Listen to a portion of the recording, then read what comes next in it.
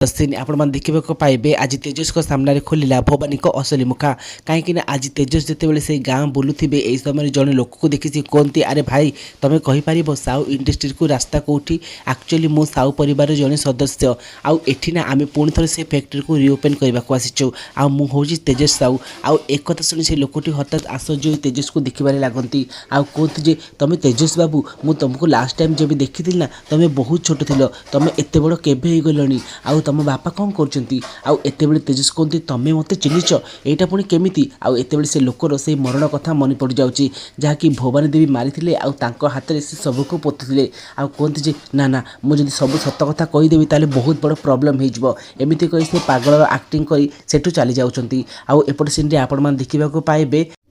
आउ एपट सीन आपण देखा पाइबे आज भवानी देवी कौच अरे सरपंच बाबू ये तुम झील ना अरे तुम झील को तुम कौन शिखेन भवानी देवी तुम कौन कर